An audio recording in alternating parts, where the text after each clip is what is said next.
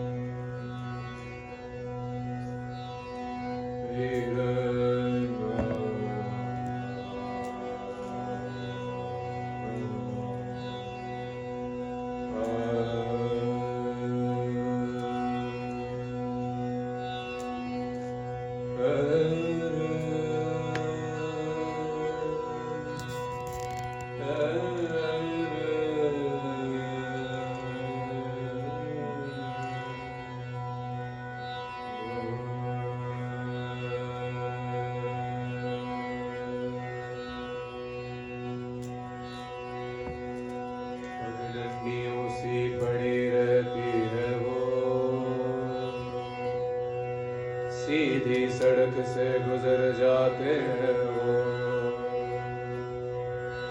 सांसें न मालूम क्यों कुछ बच जाती है,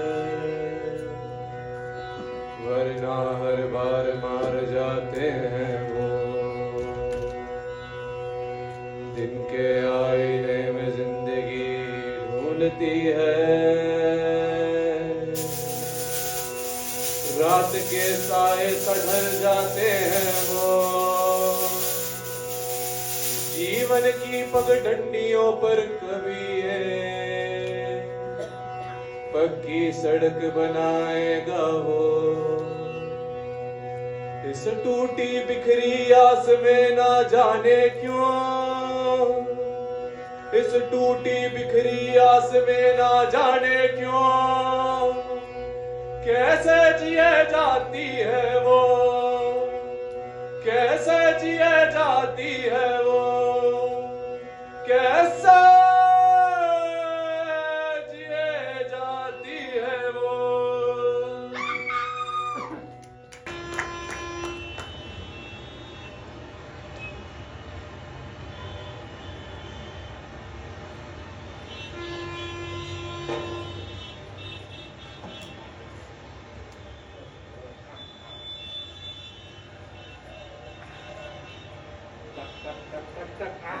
अपडेट हो गया। अब कुछ तो लाइक्स मिलेंगे, कुछ तो कमेंट्स होंगे, कुछ तो हंगामा। नमस्कार आप लोग। तो क्या है कि आजकल किसी भी घटना दुर्घटना की एक सेल्फी या एक पोस्ट हमारे आपके अंदर के अच्छे आदमी के विरोध व्यक्त करने का तरीका हो गया है। आजकल क्रांति घर बैठे चाय पकौड़े खाते हुए हो जाती है किसी एक पोस्ट या ट्वीट से। ज्यादा हुआ तो एक मोमबत्ती जलाते हैं, पर दुर्घटना स्थल से चुपचाप निकल जाते हैं। पर कुछ लोग होते हैं जो चुपचाप नहीं रहते, वे कुछ करना चाहते हैं, कहना चाहते हैं। ऐसी एक कोशिश की थी 1997 की एक नर्म दोपहर, जो मुंबई की अंधेरी क्रीड़ा संकुल के सामने के एक डिवाइडर के में व्यस्त गली में उसके साथ यह तकलीफदेह घटना घटी। हर एक वहां ऐसा डिवाइडर है नहीं। मेट्रो के बड़े बड़े पिलर खड़े हो गए हैं और नीचे जहां वो पड़ी हुई थी छोटे छोटे फूल पौधे हो गए। हाँ, फूल सी ही थी वो।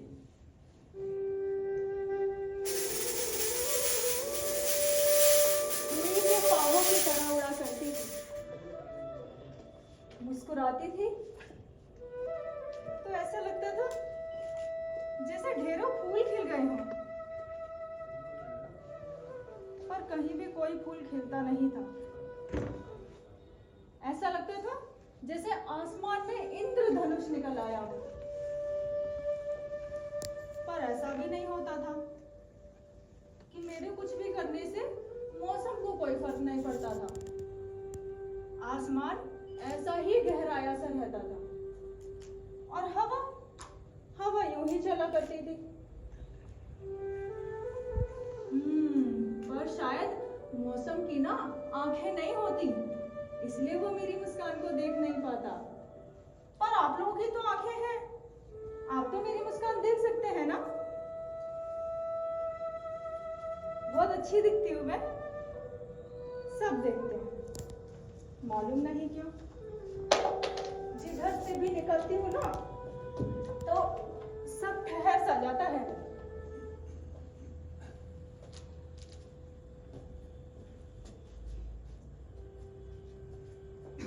सब मुड़ कर देखते हैं, पता नहीं क्यों।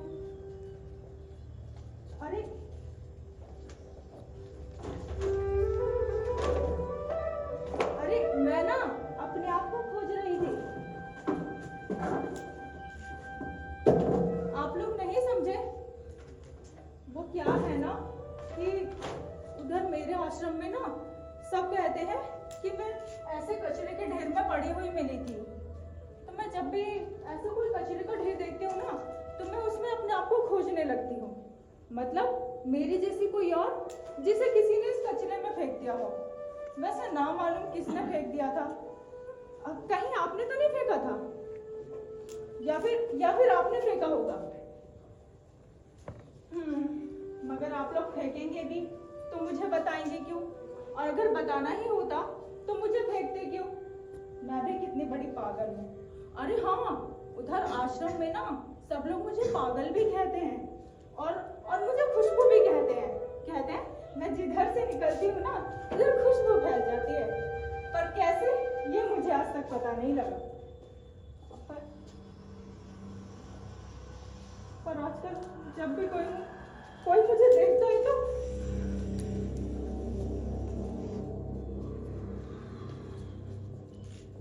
मुझे अजीब सा डर सा लगता है। पर डर कर जाऊं कहाँ? मेरे तो मम्मी पापा भी नहीं है। आपको एक सीक्रेट बात बताऊं, मेरे पास ना बचपन कभी आया ही नहीं। वो तो मुझसे एक हाथ की दूरी पर खड़े होकर मुझे टुकुर टुकुर देखता सा रहता है। मैं जैसे उसकी ओर हाथ बढ़ाती हूँ तो मुझसे दूर चला जाता है।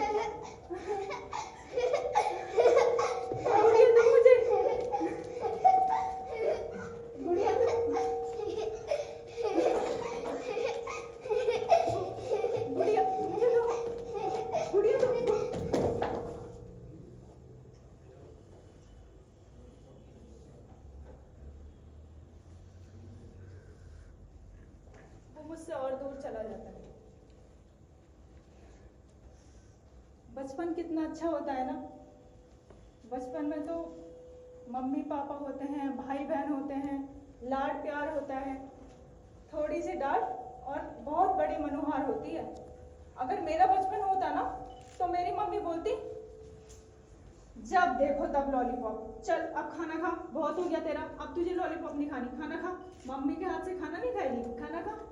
और मैं बोलती, नहीं मम्मा, मुझे खाना नहीं खाना, मुझे लॉलीपॉप खाना है मम्मा, प्लीज मुझे लॉलीपॉप खाना है। देख, मम्मी ने प्यार से खाना बनाया है ना, चल खाना खा ले खाना खा। नहीं मम्मा, मुझे नहीं खाना, प्लीज मम्मा प्लीज। देख, बहुत हो गए तेरे नखरे, अगर अब तूने खाना नहीं खाया तो मैं पुलिस को बुला दूंगी। पुलिस? प्लीज मम्मा, पुलिस को मत बुलाना, प्लीज मम्मा प्लीज, मैं खाना खा लूंगी। और मैं खाना खा लेती। उसके बाद पापा मुझे स्कूल छोड़ने जाते और मैं स्कूल ना जाने की जिद करती। अरे कहाँ रह गए हो, खाना खा लिया है इसने, स्कूल छोड़ा इसे। बाथरूम में हूँ, आ रहा हूँ। जब देखो तब बाथरूम में बने रहते हैं, कहीं भी जाना हो बाथरूम में बने रहते हैं। अरे तुम्हें तो मेरी बुराई करे बगैर खाना पचता नहीं है तुम्हारा। आ रहा हूँ बाबा, आ रहा हूँ। अरे आओ, खाना खा लिया है इसने? आ रहा हूँ। जब कहीं जाना हो आ रहा हूँ। चल चल चल स्कूल चल। पापा मुझे स्कूल नहीं जाना पापा। ओ बेटा, तुम फिर स्कूल ना जाने की जिद करने लगी। अच्छे बच्चे स्कूल जाते हैं, पता है? हैं? आप अच्छे नहीं बनना चाहते? नहीं पापा, मुझे स्कूल नहीं जाना। देखो बेटा, स्कूल जाओगे ना तो बड़े हो जाओगे। बड़े होने के लिए तो स्कूल जाना ही पड़ता है बच्चों को। नहीं पापा, मुझे बड़ा नहीं होना। बेटा, बड़े होकर आप पापा जैसे बनोगे। हाँ, पापा जैसे बनने के लिए तो स्कूल जाना पड़ेगा। हाँ पापा। है ना? अच्छा बच्चा है। और पापा मुझे स्कूल ले जाते और स्कूल से आके मैं भाई के साथ खिलौने के लिए खूब लड़ाई करती। ये मेरा खिलौना है, आज मैं इससे खेलूंगी, तुम जाओ अपने गुड्डे से खेलो। और अगर तुमने जिद करी तो मैं पापा से तुम्हारी शिकायत कर दूंगी। आज मैं अपनी गुड़िया से खेलूंगी, अगर तुमने मेरी गुड़िया छीनी तो मैं मम्मी पापा दोनों से शिकायत कर दूंगी। जाओ तुम अपने गुड्डे से खेलो, नहीं तो मैं पापा को बुला दूंगी। तुम बहुत मेरी गुड़िया के साथ यार ये बड़ी भाई बड़े बेटा खिलौने से खेल रही है? राजन, आटा क्यों नहीं गूंथा तूने? हैं? गूंथ दूंगी आटा। अच्छा, तेरा बाप गूंथेगा, गूंथ देगा, हैं? जो तुझे छोड़ आया, हैं? मैं गूंथ दूंगी। आज तुझे खाना नहीं मिलेगा तब समझ में आएगा। अंदर चल, बताता हूँ तुझे। चल।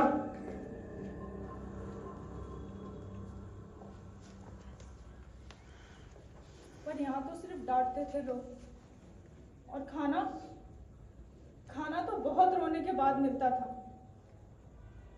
कभी कभी तो रोते रोते भूखे पेट ही सो जाना था। ऐसे ही रोते कलपते कब छोटी से बड़ी हो गई पता ही नहीं चला। पता तो तब चला जब लोग मुझे पहले से भी ज्यादा घूरने लगे। अपने बदन पर ऐसी चुभती निगाहें पाई, ऐसा लगता था जैसे अनगिनत आंखें आकर मेरे जिस्म में धंस गई हों। पर शुरू में इनका एहसास नहीं होता था, और होता भी नहीं। पर Oh baby, how are you?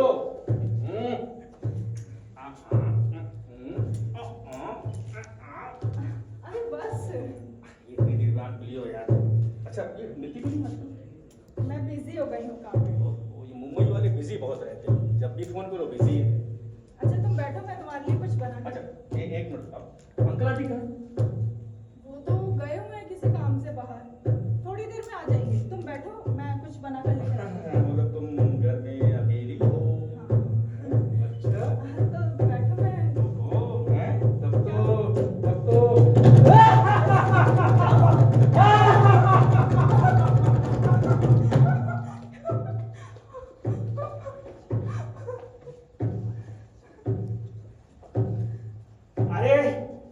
अरे मुन्नी कहाँ हो? अरे वहां कहाँ छुपी बैठी हो? हैं? लखन चाचा, अरे पिछले साल तो आई रही, भूल गई लखन चाचा को? हैं? चाचा अरे बहुत बड़का हो, बहुत बड़ी हो गई हो तुम तो। हैं? अच्छा भैया भाभी को बुलाओ, कहाँ बहुत मिलने? हैं? वो तो शॉपिंग करने गए हैं, आ जाएंगे अभी थोड़ी देर में। तो मतलब तुम अकेली हो? हाँ चाचा जी, अब मैं अब भैया भाभी करना नहीं चाहिए, इतना बड़ा शहर है तुम अकेला छोड़ के चले गए। आ जाएंगे, आप बाद में बात कर लेना। मैं पर कुछ भैया तुम तो एक साल बहुत गुदरा गई हो यार, बहुत गुदरा गई हो। हैं? हैं?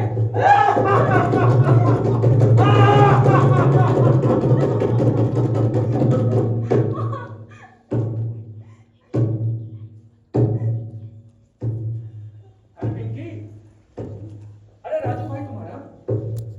अरे यार बगल में रहते थे ना, रिक्की में तुम्हारे बगल में 3 साल हुए, महाडा शिफ्ट कर गए हैं, फोर बंगलो महाडा। अरे क्या हो गया? कुछ नहीं भैया, नमस्ते। हाँ, नमस्ते। वो कहाँ है? अंकल आंटी कहाँ? उनसे मिले तो? वो तो मंदिर गए हैं। मंदिर गए हैं? हाँ। अच्छा, तो तुम अकेली हो? हाँ मैं अकेली हूँ, कुछ लाना है आपको? अकेली हो? हैं?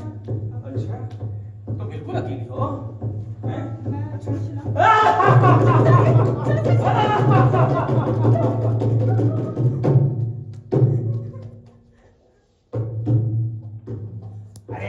कहाँ हो तुम? अरे वहाँ कहाँ छुपे बैठी हो? किताब निकालो जल्दी से, चल चल आज एक भाई चल निकाल। गुरुजी प्रणाम। हाँ कुछ करो। देखो दरवाजा बंद कर दो। कहा है कि मतलब कि अकेले ज्यादा अच्छे से पढ़ाई होती है, डिस्टरबेंस हो जाता है, लोग आ जाते हैं। चल चल दरवाजा चल बंद कर, बंद कर लिया दरवाजा? अच्छे से बंद कर लिया? गुरुजी आज कौन सा सब्जेक्ट पढ़ाएंगे? कौन सी आज तो मैं तुम्हें कुछ नया सब्जेक्ट पढ़ाना चाहता हूँ। कौन सी किताब लेकर आऊं गुरुजी? किताब तो मैं बताऊंगा।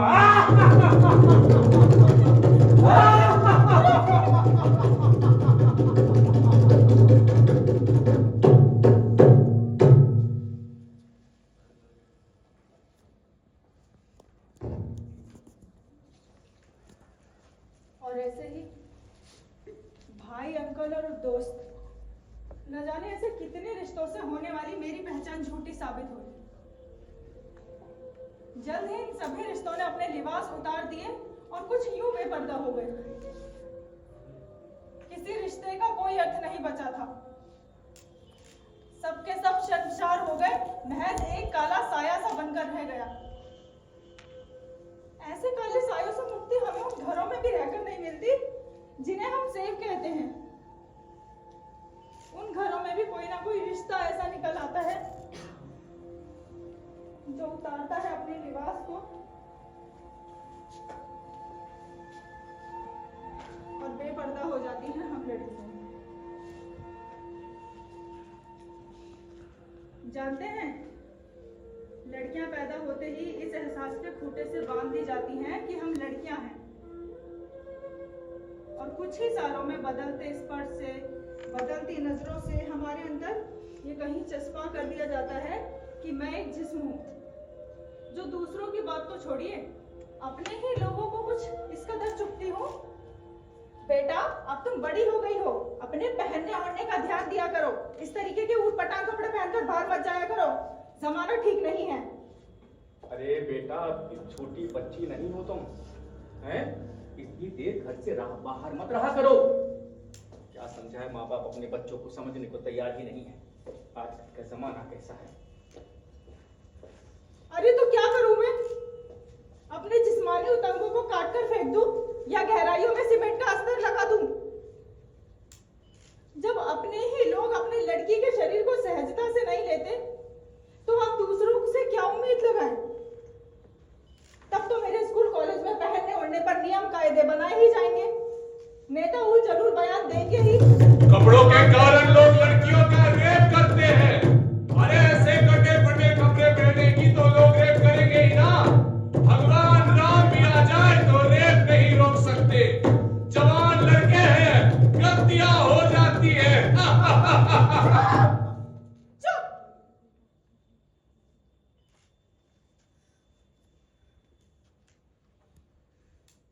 ऐसी सोच का क्या करना चाहिए, क्या नहीं, मुझे कभी समझ नहीं आया। पर जब इसका विद्रोह कर किसी लड़की ने स्वच्छंद होकर जीने की राह चुनी तो उसे इसी समाज ने बुरा कहा, और जब किसी लड़की ने इसे अपना पेशा बना लिया तो उसे और बुरा कहा गया। पर उसके पास जाने वाले लोग बुरे नहीं माने जाते, है ना जी? इतनी देर पहले मैंने बोला था आटा नहीं गूंथा, बर्तन भी नहीं मांजे तूने। मार दूंगी, मारिए नहीं, मैं सब मारिए नहीं, मारने का काम कर रही है। नहीं, कैसे मारिए नहीं? नहीं, बोलेगी? नहीं, मैं सब बोलेगी? नहीं बोलूंगी, हैं? सब कर दूंगी। हैं? नहीं।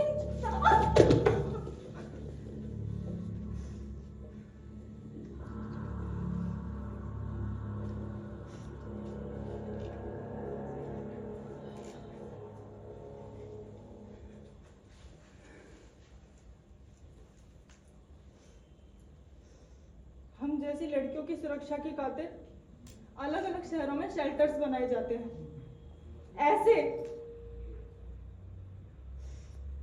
पर यहाँ तो दर्द सहने की आदत डालनी पड़ती है, और देखते ही देखते ऐसे कई शेल्टर्स हमारी इज्जत लूटने के चारागाह बन जाते हैं। और जब बात खुलती है तो नेता जांच करने की बात कहकर अपने कर्तव्यों के पालन की तिश्री कर लेते हैं। काश ऐसा होता कि इनकी कलुषित इच्छाओं की एक पोटली बनाती और किसी बदनाम गली में किसी बिस्तर पर बिछाती। कम से कम वहां तो हम जैसी लड़कियां इनके जहन्नुम से बच जाती। पर क्या वाकई ऐसा है? क्या वहां भी हमारी तरह कोई भगाई हुई, कोई सताई हुई या कचरे के ढेर से उठाई हुई लड़की नहीं होती है? और वैसे भी इस तरीके के शेल्टर्स एक जवान लड़की की जिंदगी में हर गली, हर मोहल्ले, हर ऑफिस, यहाँ तक कि उसके खुद के घर में भी मौजूद होते हैं। मी टू तो महज एक सिंबल है, सच्चाई उससे कहीं ज्यादा भयानक है।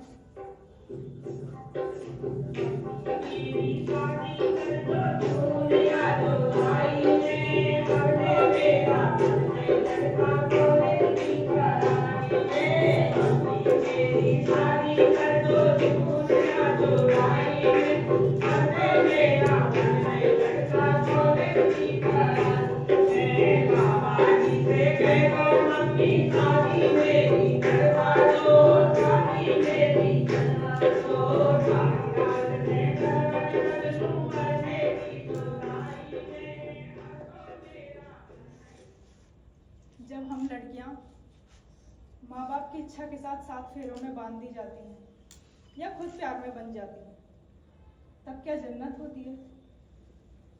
क्या ये सच नहीं कि इसी रिश्ते में बंध कर हम खुद से ही बेपर्दा हो जाती हैं और जमाने के सामने पर्दानशी होकर मुस्कुराकर पेश आती हैं?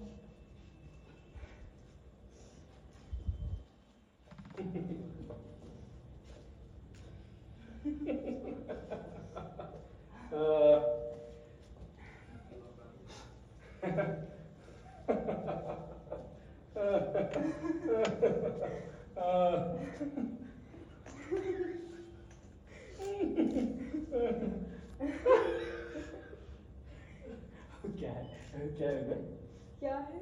कुछ नहीं है। अभी इतनी देर से उधर देख के मुस्कुरा रही है, कोई तो होगा। कोई तो होगा मतलब? साली, मेरी बीबी है, बीबी बन के रहे हैं? नो गाली। ओहो, गलती हो गई। आजकल तो मतलब नया जमाना आ गया ना, एनिमल वाला, लाद घुसे, बातों से तो बात ही नहीं बनती। अंदर चल, मैं बताता हूँ। नहीं, मैं कहीं नहीं जाऊंगी। जो बताना है यही बताओ, मैं कहीं नहीं जाऊंगी। यहाँ अलवर में सबके सामने मुझे पागल समझाए क्या? अरे किसी ने मेरा वीडियो बना लिया, FIR कर दी, तब तो दिल्ली जा ही ना पाएंगे, हैं? ना, तू अंदर चल डॉक्टर। मैं कहीं नहीं जाऊंगी। वो क्या है कि बंद दरवाजे की चीखें किसी को सुनाई नहीं देती, सबके कान बहरे हो जाते हैं। तू अंदर चल। मैं अंदर नहीं जाऊंगी। अंदर चल। बताना यही बताओ। चल, नहीं, चल।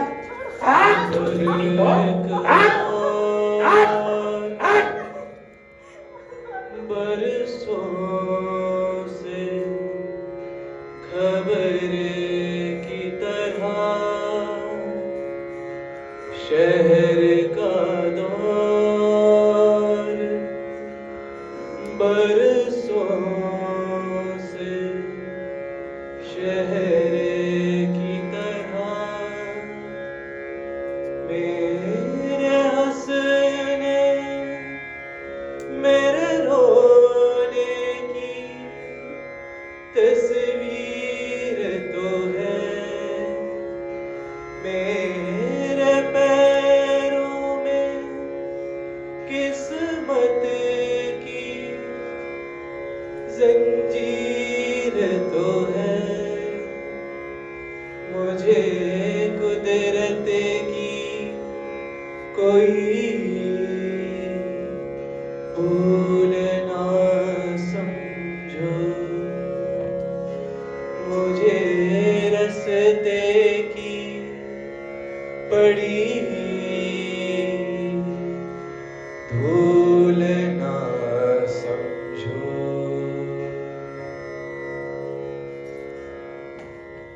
कभी कभी तो लगता है कि इस आदमी को मार दो या खुद मर जाओ। पर बच्चों को देख देखकर। पर उसका क्या करूं, जो अपने ही बच्चों से नकारी जाती हूँ मैं, जिन्हें वजूद का चोला पहनाती हूँ।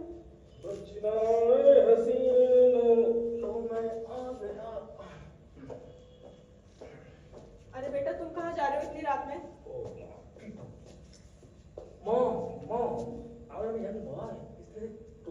मत किया करो, इधर चल। पर अभी तो तुम पार्टी से आए थे, तुम फिर चल दिए।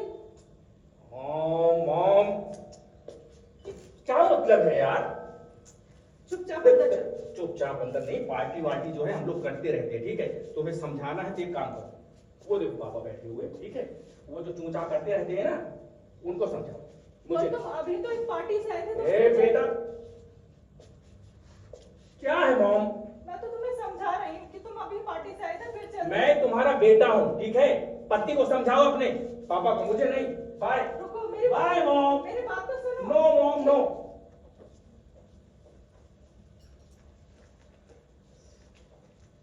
मौसम बदलते हैं, पर वक्त ने मेरे लिए एक ही मौसम चुना है, पतझड़ का।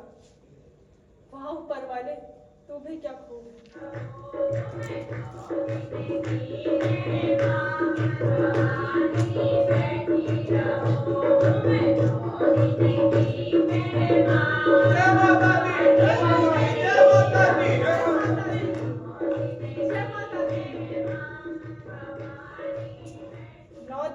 जय माता दी करते हैं और 10वें दिन विसर्जन कर देते हैं। फिर कुछ दिनों बाद टूटी फूटी इधर उधर पड़ी पाई जाती हूँ मैं। यही तो है हम लड़कियां। हमारा रिश्ता कभी किसी पुरुष से बढ़कर रहा ही नहीं। ऐसा ही मेरे साथ उस अनाथ आश्रम में हुआ। जिसे देखो उसे मैं बिस्तर पर पड़ी चादर से ज्यादा कभी कुछ लगी ही नहीं। ऐसा लगता था जैसे कोई काला साया मेरी ओर बढ़ रहा हो और मेरी आत्मा पर चढ़कर अपना गंदा डांस कर रहा हो।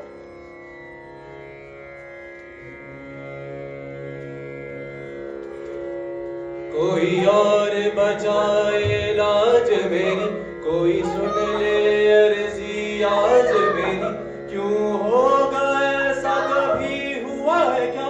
लाचारी ने कोई दिल छुआ है क्या? क्यों खुद ही खुद को संभाला जाए? क्यों ना अपना ही खून उबाला जाए? क्यों ना आंख से आंख मिलाई जाए? क्यों ना जहन की गर्द मिटाई जाए? क्यों ना सबका हिसाब चुकाया जाए? क्यों ना छुए जो हाथ गिराया जाए? क्यों ना छुए जो हाथ गिराया जाए?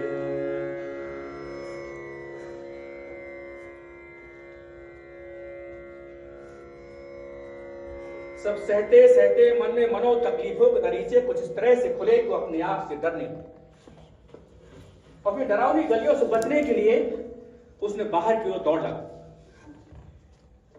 बाहर की दुनिया में जब उसने कदम रखा तो दुनिया की ऊपरी खूबसूरती देखकर उसका मन नाचने लगा और फिर ऐसे नाची कि जैसे उसके साथ कुछ घटा ही ना।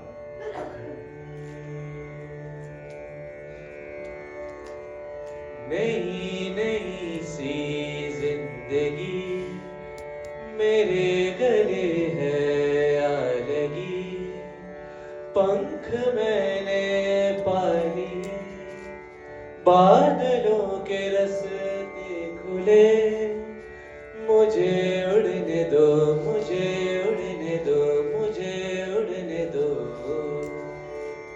मुझे उड़ने दो, मुझे उड़ने दो, मुझे उड़ने दो। देखो ये आसमां, देखो ये चंद्रमा, बाहों में भर लूं सारा का सारा जहां। मुझे उड़ने दो, मुझे उड़ने दो, मुझे उड़ने दो।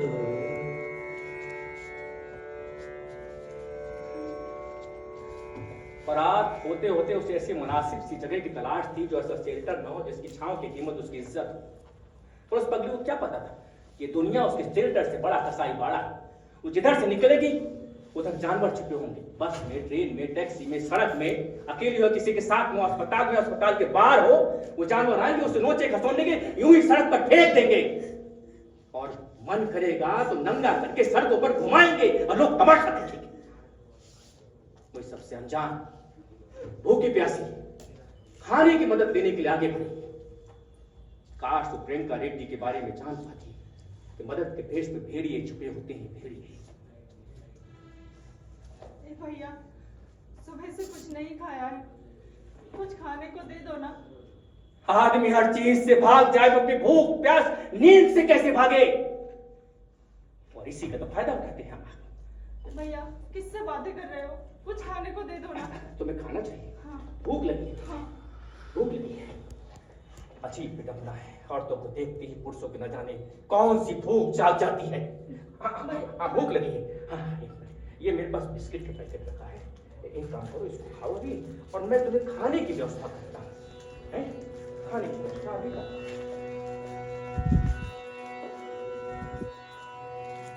अच्छे से खाओ है, तुम्हें अभी बहुत काम करना है, बहुत एनर्जी चाहिए तुमको। मालूम है तुमको बहुत एनर्जी चाहिए।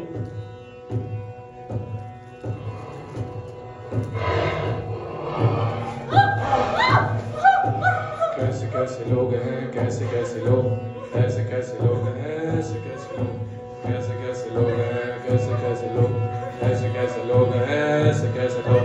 ना दिखता इंसान बन गया है बान, ईमान के भेष में वो एक बेईमान, नकाब वो लगाए कोई ऐसा शैतान। अबे वो नहीं तेरे हवस का समान, तेरे सामने खड़ा एक जो एक बड़ा सवाल है, क्यों नहीं वो तेरे जैसा कोई एक इंसान है। कैसे कैसे लोग हैं, कैसे कैसे लोग, कैसे कैसे लोग हैं, ऐसे कैसे लोग, कैसे कैसे लोग हैं, ऐसे कैसे लोग, कैसे कैसे लोग हैं।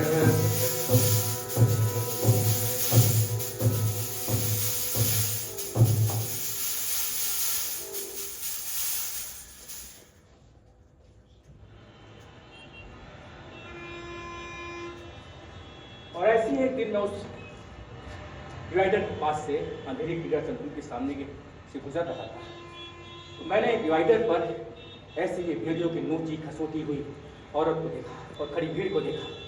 मैं आगे बढ़ा। अरे क्या हो गया? ओहो, अरे भाई साहब आप कुछ करते क्यों नहीं? भाई साहब आप कुछ करते क्यों नहीं? अंकल आंटी कुछ करो ना, करते क्यों नहीं? वो पड़ी हुई है वहां।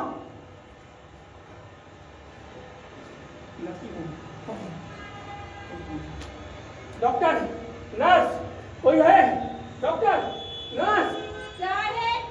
वो सड़क पर डिवाइडर पर एक विधान पड़ी करा रही है, कुछ करो सिस्टर, कुछ करो। देखो डॉक्टर नहीं, और उनकी परमिशन के बिना हम किसी को नहीं देख सकता। अरे कोई इस सड़क पे पड़ा खड़ा है, आप कहते हैं क्या बात कर रही हैं आप? तो मैं विधान के वास्ते काहे को परेशान हो रहे हो? क्या मतलब है आपका? कोई करा रहा है बीच में, आप कहते भिखारन, इससे क्या मतलब है आपका? देखो इस तरह रास्ते पे पड़े किसी को कोई कुछ नहीं करने वाला। ये मेट्रो सिटी है बाबा, यहाँ सबके अपने काम है, अपनी परेशानियां। ये शहर अपने आप में दौड़ रहा है, कोई रुकता नहीं किसी और की खातिर। रुकने वाला इस शहर में केवल परेशान होता है। जैसे तुम हो रहे हो। क्या मतलब है आपका? ओहो, अब तुम्हारे को मतलब क्या समझाऊं? पुलिस को फोन करो, वही कुछ करेगी। जाने कहाँ कहाँ से चले आए। पुलिस को फोन करो। हेलो हेलो, जी मैं एक आम आदमी हूँ। हाँ ये अंधेरी पीरियड से कुछ समझ बोल रहा हूँ साहब। हाँ एक भिखारन है, बड़ी करा रही, कोई कुछ नहीं करना साहब। जी अच्छा, ये मैं पुलिस स्टेशन में बताएंगे। अच्छा जी साहब, हेलो हेलो हेलो, कब तक आएंगे? हेलो कमाल, कहते हैं 100 नंबर में फोन करो, खबर पुलिस आएगी। इतना तो डिटेल पूछते हैं कि जब तक पहुंचे तो बेचारा मर ही गया। क्या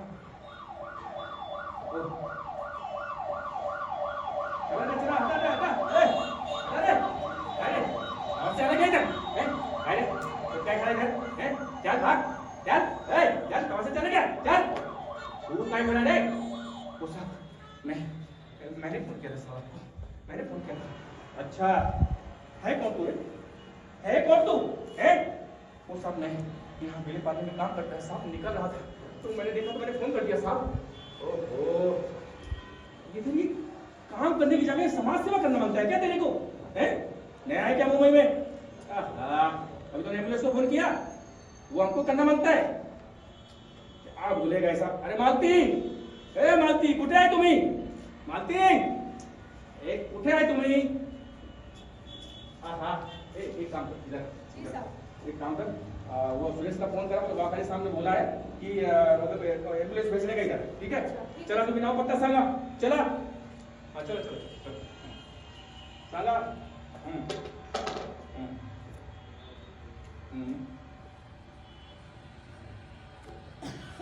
हेलो, हाँ सुरेश, अरे ये अंधेरी खेड़ा सेंटर के सामने ना एक एम्बुलेंस लेके आने का. अरे हाँ, बागवानी साहब ने बोला जल्दी कर. हाँ हाँ ठीक है. बराबर. हाँ क्या साहब, अब पुलिस वाला बच्चा भी पैदा करवाएगा? बच्चा, अरे यार मतलब क्या पुलिस वालों का यही काम बचा है क्या? जज की करवाए? क्या बोलेंगे अभी? बोलो. फिर बोलते पुलिस काम नहीं करती, देखो क्या काम कर रही है. अच्छा चलो भैया, इधर जोगेश्वरी है, वहाँ हॉस्पिटल है, सरकारी हॉस्पिटल, जाकर देखते हैं, ठीक है? तुम्हारे को हमारे साथ चलना मांगता है, ठीक है? एम्बुलेंस आया क्या? जी साहब. मालती एक काम कर, बच्चा उठाना, बच्चा उठाने. वो क्या मरेली है? ए भाई एम्बुलेंस में, चल चल चल, उठा उठा, चल चल चल चल चल चल, अरे एम्बुलेंस में चल चल चल चल.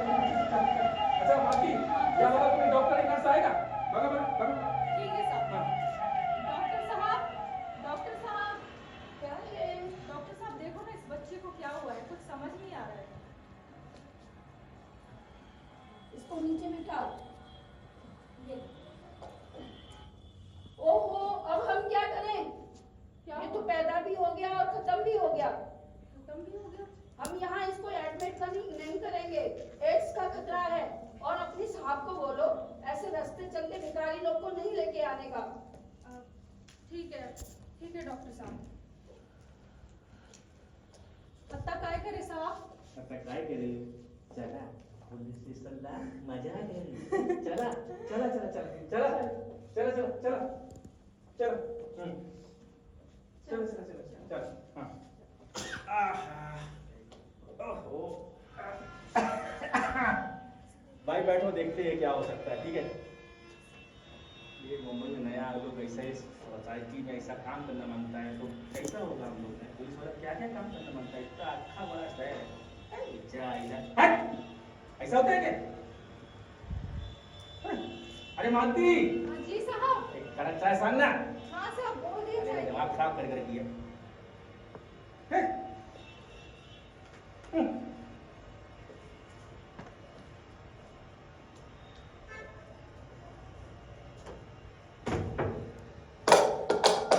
ये सुनना किसी गंजा खास से कम नहीं. मैं बड़ी देर तक पुलिस स्टेशन के अंदर बैठा रहा, पर जैसे किसी को किसी चीज से कुछ मतलब नहीं था. मैं परेशान सा उस औरत तरफ आगे बढ़ा. ऐसा लगा जैसे मुझे वो कह रही है कि साहब, तुम बहुत अच्छा आदमी साहब, मेरा कुछ नहीं होगा, ये लोग मुझे यहीं कहीं उतार देंगे. तुम जाओ साहब, तुम जाओ. टूटे बिखरे से रहते हैं, ना पूछो अब कहाँ रहते हैं. इन मुंडेरों में आस के पंछी नहीं रहते हैं.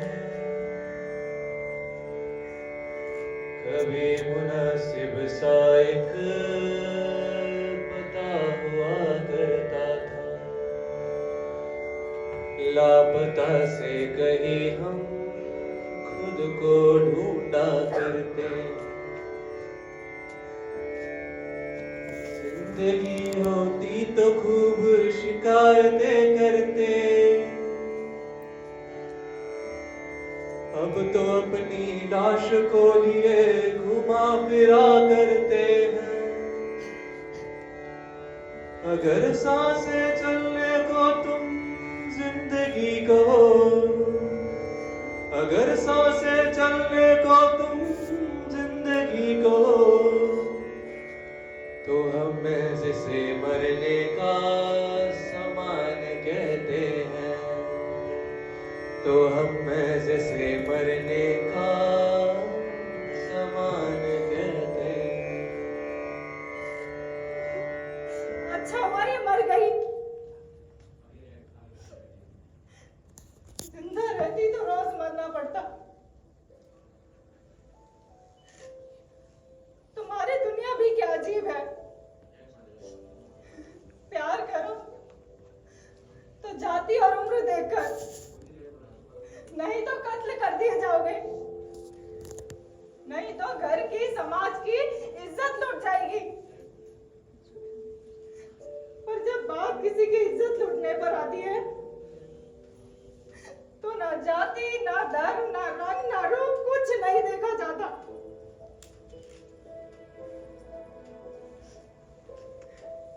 तुम्हारी दुनिया भी क्या अजीब है।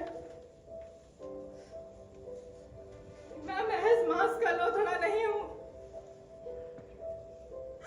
आप ही लोगों की तरह एक इंसान हूं। ना ही रास्ते में पड़ी तुम्हारी आवाज को पूरा करने का सामान हूं, ना ही राजनीति की रोटी सेकने का सामान। सच कहूं तो मुझे शिकायत है तुम्हारी इन आंखों से, जो किसी भी लड़की को देखकर उसे नंगा देखने की हसरत में भर जाती है। ऐसी कैसी आंखें हैं तुम्हारी। निकाल फेंको इन आंखों को जो तुम्हारे जिस्म में धसी है और केवल जिस्म ही देख पाती है, ना कोई रिश्ता देखती है, ना उम्र।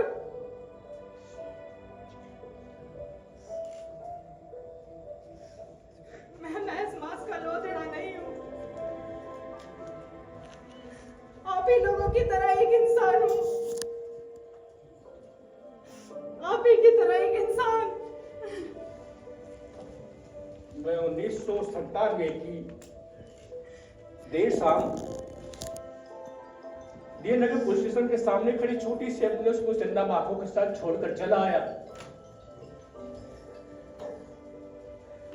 नहीं मालूम उसके साथ क्या घटा, और आज भी सोचता हूं तो अपने आप को अपराधी महसूस करता हूं। उसे क्यों छोड़कर चला आया, क्यों छोड़कर चला आया। सवाल किसी को छोड़ के आने का नहीं है, सवाल है एक लड़की को इंसान मानने का, एक इंसान के प्रति दूसरे इंसान के कर्तव्यों का।